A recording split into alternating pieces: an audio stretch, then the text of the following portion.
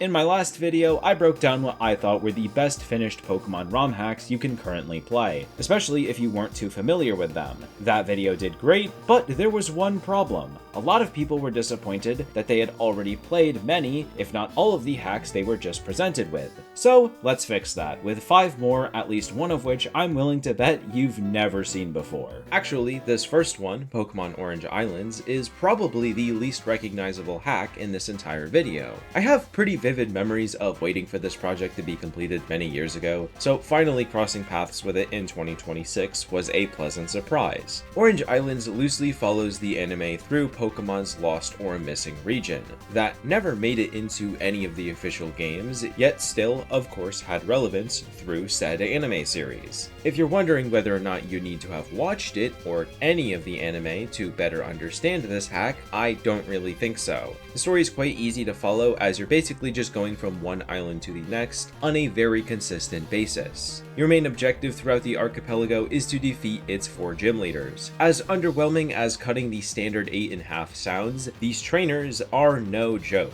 and I won't be afraid to admit I actually lost on my first attempt against Gym 1. If you find yourself in an identical situation, which no worries if you do, I do suggest exploring the paths both ahead and further behind you, because my first thought upon losing was that there was a problem with the level curve, when in reality, I just had more trainers to battle. Many parts of the region also had some unmarked side content to complete, rewarding me with some pretty useful items. So in general, I just suggest taking every optional turn you see, especially if you find yourself constantly getting stuck on important fights. But other than that, I wouldn't consider the hack to be very difficult. One thing that caught me off guard though is how many Pokemon the hack offers to you from the get-go. Of course, you get Pikachu because it wouldn't make sense to not, but you can also pick up various members of Ash's Kanto roster to take on your journey throughout the islands. And despite playing as a character who's finished his journey, his team is thankfully set to level 10, so I can actually grow alongside them throughout the new adventure. If you don't want to use any of them for some reason, there isn't anything stopping you from just buying Pokeballs and catching whatever you find in the tall grass, which I myself even did in hopes of spicing up my team a bit, and was pleasantly surprised with some of my options. I found it to be quite common for hacks that place you in the shoes of an established character to provide you with some pretty awful Pokemon options outside of the canon encounters. The hack was surprisingly really pretty as well, so I definitely recommend it if you've been looking for a nice way to explore this semi-official region. Johto, in my opinion, has always been one of the most underwhelming official regions, even with the more polished graphics of Heart Gold and Soul Silver. And if I had to guess why that's the case, it would be to, I suppose, save some room for Kanto. Alright, so what happens if we just removed Kanto from the experience and expanded the content of Johto? I mean, that would probably suck, right? What could you possibly accomplish by removing an entire region from the equation just for a few extra routes and towns? Perhaps to your surprise, the concept actually works pretty well, at least the way it's executed in Scorched Silver. As I just hinted at, this is not the Johto adventure you're familiar with. In fact, it happens to take place about 20 years after the originals. Now, the last time I talked about this game was placing it at the #1 spot on a list of hacks that quote-unquote fixed the Johto region, as it does a wonderful job rectifying my 3 core issues with the region. The first being biome diversity. I've always felt Johto has a similar problem to Kanto, lacking a lot of variety in its environments. Scorched Silver comes in with snowy forests, tropical beaches, and rainforest mountains. Some changes are to the existing locations, while others are thanks to a newly added collection of islands. Secondly, Johto's plot is very lackluster. Even trying to look at it from the perspective of someone who doesn't care for the story in Pokemon games, you have to admit the climax is probably the weakest in any mainline entry. But of course, taking place 20 years later, it's a bit hard to directly expand on the existing Team Rocket story. So Scorched Silver instead adds a completely new antagonist group, now focused on capturing Celebi. I also want to compliment that you see a bit more of the new and old gym leaders outside of just 1 or 2 interactions before battling them, and then never again. Most importantly though, I always thought Johto was the weakest region in terms of gameplay. The Pokemon variety felt incredibly abysmal, yet somehow its gym leaders are still an absolute pushover despite that. What's done to fix this? Harder boss battles and a better Pokemon variety across the first 8 generations. I usually disagree with adding almost every Pokemon to a single region, yet with this version of Johto's physical layout, I do think there are enough locations to house them. As I said before, Scorched Silver was at my #1 spot for Johto ROM hacks, and about a year and a half later, that opinion remains untouched. I'm assuming you've heard of Pokemon Pisces, alternate version of Hoenn packed with 100-something new Pokemon, and a bunch of other new stuff. Some people love it, others don't care for it, a few detest it for reasons I can't get behind, but either way, it's not the hack I'm here to talk about. Rather, the development team's debut project, Pokemon Altered. Altered presents a concept very easy to grasp. Fire Red, but every Pokemon has been given an alternate form. Although, I think it goes deeper than that, in ways that allow me to admire it way more than other deck swap hacks, that usually just do what I described, take an unmodified region, and replace its inhabited Pokemon with something else. And that's mostly because this region is not unmodified. Its routes and towns have not only received edits, most of them look quite different from the original. And I really like that because Kanto has always felt especially bland, even when you cover it with new battle content. Speaking of new battle content, this hack obviously has a lot of that, which is thanks to its hundreds of new regional forms. There is not a singular canon Pokemon form in this entire game,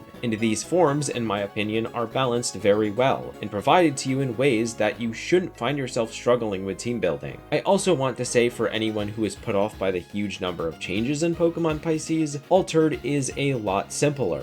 No new status effects, no changes to the type chart, and in my opinion, the game is not very difficult. It's definitely one of the most effortful deck swap hacks I've played, especially when you consider their attempts to actually mix up the overworld as well. The experience feels engaging almost 100% of the time.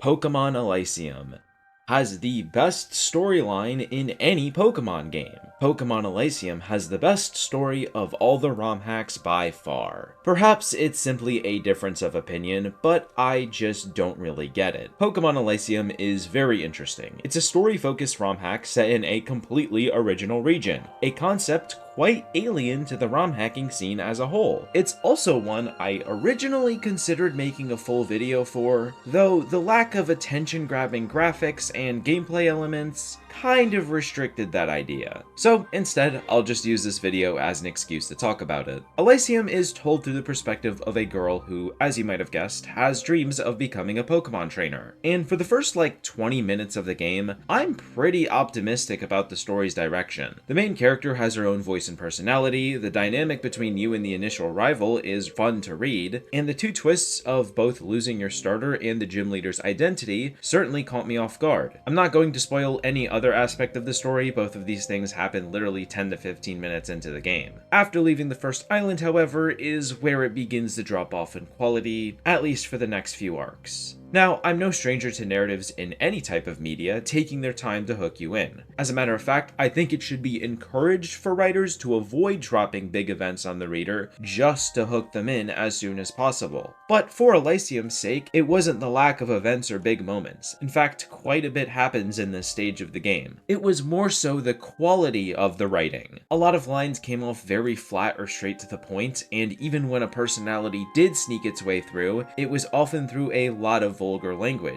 which is kind of ironic considering the second point is the reason many people have voiced negative opinions towards other games. And like I said, I'm not expecting to be hooked from the start. Still, I feel this went on for a lot longer than I was expecting, and not knowing any better, it was the reason I dropped my very first playthrough almost 2 years ago. But of course, it does get a lot better, and considering the overall length of the hack's entire story, this underwhelming segment of the game is quite small in the grand scheme of things. Where my mixed opinions start to lighten up though is actually moving away from the story. The Pokemon aspect of Elysium's gameplay was definitely on the weaker side, at least until the game received a few updates. I think the early variety is still lacking, but thankfully most of the available Pokemon are no longer stuck with their terrible 3rd generation learn sets, which I'm going to be honest is a lot bigger of a deal than most people think, and can often separate a good Pokemon from a bad one, at least during a regular playthrough.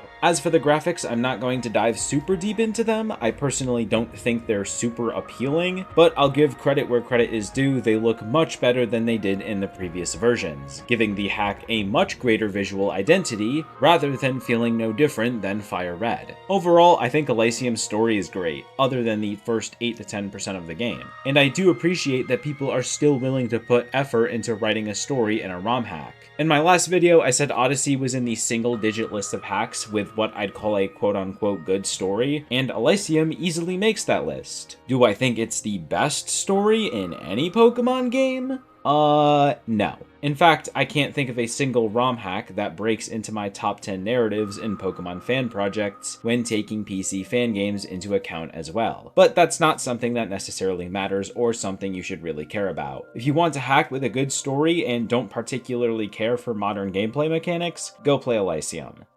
Just about every existing region ROM hack I've showcased in these last 2 videos have had one of 2 things in common. Either A, they up the difficulty of the game by a large extent, or B, add some kind of new gimmick or a plate full of new features. But what if I just want the classic 3rd gen experience with just a bit of polish? Well, there are actually a lot of those. Way more than I think there needs to be, although one pair in particular I think will give you the best experience fitting that description is Recharged Yellow and Recharged Emerald.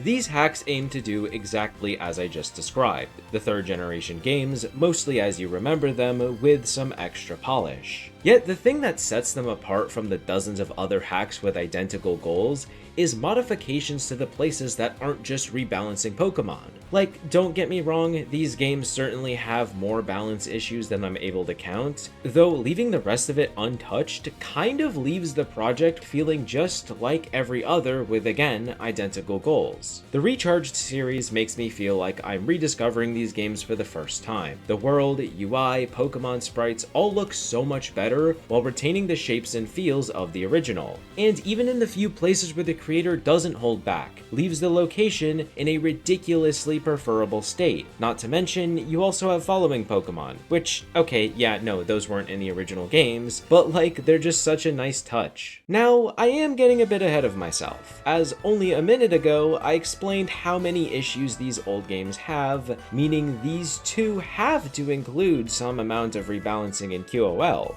right? Well, yes and no. You see, Recharged Emerald and Yellow, on their own, don't include any direct changes to the Pokemon, and this is because the creator really wants to maintain legal tradability between them and the official Gen 3 titles. Even with that aside, the hacks still include multiple difficulty modes, some modern QOL, the removal of version exclusives, and even the EXP all, at least for Recharged Yellow at the moment. But if you're still with me and haven't clicked off in frustration after hearing that, let me make it clear that this philosophy only pertains to the base versions of the hack. The creator has gone out of their way to make another variant of each hack with all of their respective changes, plus rebalancing, and even a full cheat menu that's, again, exclusive to Recharged Yellow. It's worth mentioning that these alternate versions are much less completed than the main ones, and obviously, they do not maintain legal tradability with the official titles. So while they lack the 50-something pages worth of changes like the Legacy series, or dozens of modern features like Emerald Imperium, they're incredibly charming and very fun and easy to play through. But that's just about going to wrap up this video. I hope you enjoyed, and be sure to subscribe for more Pokemon fan games and ROM hacks. Thank you to my channel members for their continuous support, and have a nice rest of your day.